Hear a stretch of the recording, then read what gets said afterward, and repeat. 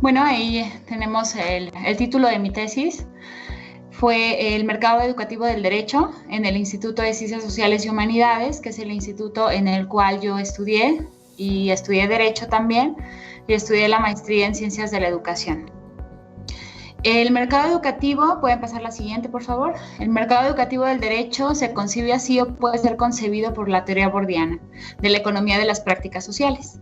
El resumen de mi investigación pues es el siguiente: se hace una descripción de la forma en que el mercado educativo del derecho en el instituto de mi universidad se construye o produce ciertos capitales o recursos, porque el campo jurídico es un espacio social muy particular. Entonces, lo que yo hice en esta tesis fue indagar acerca de cómo el espacio jurídico del instituto estaba constituido, qué capitales y qué lógicas de oferta y demanda se estaban implementando. Específicamente en las formaciones profesionales hay diferentes maneras en que se producen formas de ver el mundo. Cada profesión tiene su manera de ver el mundo y se puede entender desde la postura de Pierre Bourdieu como las formas de ver el mundo, de sentir y de pensar, que se determinan en la teoría como disposiciones del campo jurídico, dividen al mundo entre un ser y deber ser.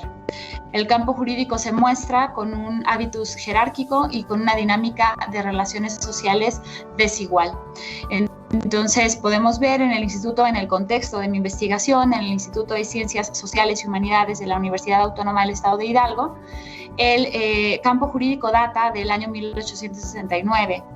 La mayoría de escuelas de ciencias sociales que tienen implementación de derecho, que bueno, son muchas, pues tienen una trayectoria histórica de la ciencia jurídica pues mucho más amplia que otras ciencias, como en este caso. Las preguntas y objetivos de investigación fueron las siguientes, nada más para que tengan claridad de cómo se realizó la investigación. La idea era identificar cómo es que se producen capitales desde la teoría bordiana y disposiciones en el campo jurídico de la universidad, y hay dos subcampos, el campo de posgrado y el subcampo de licenciatura. Entonces, a la luz de esas preguntas es que se hizo la investigación. Los objetivos, bueno, son concordantes con las preguntas de investigación, ahí como lo pueden ustedes ver. La justificación del trabajo es la siguiente: el campo jurídico tiene una información simbólica muy importante y compleja de develar. ¿Por qué? Bueno, porque la investigación crítica jurídica o sociojurídica nos permite tener una perspectiva del campo más amplia y una perspectiva reflexiva. Es decir, el derecho difícilmente se cuestiona, el derecho parece ser prescriptivo, parece ser una rama bastante rígida, y bueno, este tipo de investigaciones lo que hace es mirar desde una perspectiva más analítica y reflexiva el mismo campo. Aquí podemos ver la construcción del estado del conocimiento de mi investigación. Se hizo una revisión sistemática de investigaciones para dilucidar la relación entre el derecho con ciertos capitales.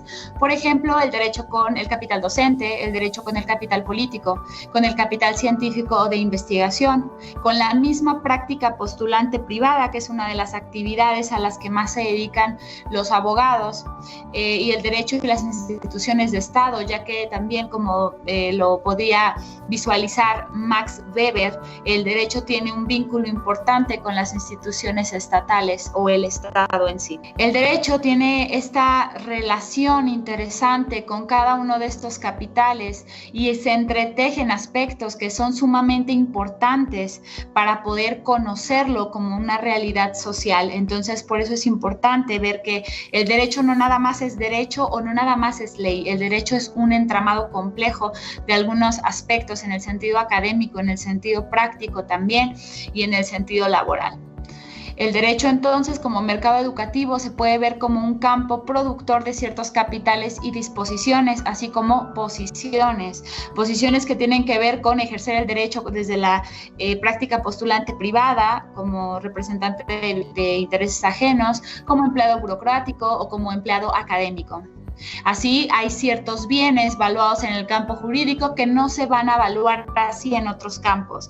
Y esto es lo interesante de realizar una investigación sociojurídica con la perspectiva bordiana o con una perspectiva epistemológica crítica.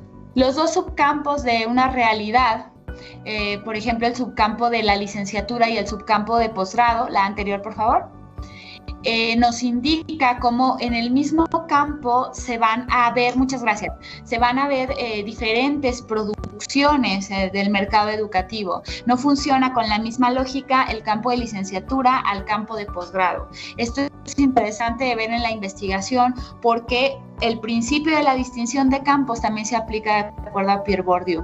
El marco contextual, es decir, el contexto en el que se aplica la investigación. Bourdieu hace énfasis en distinguir de qué manera es ese contexto en términos sociales, demográficos, poblacionales, históricos. ¿Por qué? Porque cada campo tiene su propia trayectoria y cada campo tiene su propio funcionamiento de acuerdo a su lógica interna. Entonces, es muy importante distinguir estos contextos. Pues aquí podemos ver que dentro de la trayectoria histórica, como les comentaba, el derecho en mi institución data de 1869, es una de los ámbitos de estudio más antiguos del área de ciencias sociales y de toda la universidad. El marco metodológico, adelante. Bueno, aquí lo que les quiero comentar simplemente es que la teoría bordiana tiene este apartado metodológico también. El trabajo de Pierre Bourdieu nos permite hacer una aplicación metodológica, así como una concepción teórica, y en ese aspecto la metodología se suscribe a una parte objetivista, revisar el contexto en términos de datos institucionales, en términos objetivos y también numéricos, y por otro lado la subjetiva, que es la aplicación de entrevistas, en mi caso entrevistas semiestructuradas informantes clave. Los resultados que les voy a compartir pues va a ser en términos generales, dado que, bueno, sí, no es un tiempo muy extenso el que puedo tomar, pero en fin, podemos distinguir esta mayoría representativa de las mujeres que forman parte de la licenciatura y del posgrado. Aquí se hace uso también de la teoría bordiana, pero particularmente del texto de la dominación masculina. Es decir, hay un esquema también en el derecho en el que imperan las concepciones masculinas, aunque hay mayoría de mujeres. También podemos ver que hay un fenómeno endogámico, porque alrededor del 50% de las personas que forman parte del campo educativo, del mercado educativo, es decir, los insumos como personas que están siendo formadas en licenciatura y en posgrado, son del mismo contexto geográfico, del mismo contexto poblacional. Hay una escasa diversidad, ¿no? En ese punto, esto también nos permite analizar la teoría como un fenómeno endogámico. Por otro lado, también hay insumos institucionales que son endogámicos, que significa que del mismo contexto se alimenta el mercado educativo del derecho. Hay poca diversificación a nivel de agentes en el campo. Tenemos también que dentro de los estudiantes de licenciatura y de posgrado se encuentran la mayoría solteros, y aquí ocurre algo también muy interesante. Son personas solteras que dicen discursivamente que se pueden dedicar a la investigación. El derecho y la investigación han tenido una relación un tanto curiosa, un tanto particular en este campo jurídico, porque aunque hay una intención discursiva de los agentes a dedicarse a la investigación, hay poca práctica investigativa. Asimismo ocurre con la aportación social. La aportación social termina siendo un discurso de que el abogado tiene la intención de ayudar a las poblaciones, a los grupos sociales menos favorecidos. Sin embargo, solo es un asunto discursivo cuando hacemos una entrevista semiestructurada y cuestionamos a los agentes si es que se dedican a generar aportación social. Y bueno, la mayoría de los agentes no tienen interés en la aportación social a nivel práctico, pero sí lo tienen a nivel de discurso.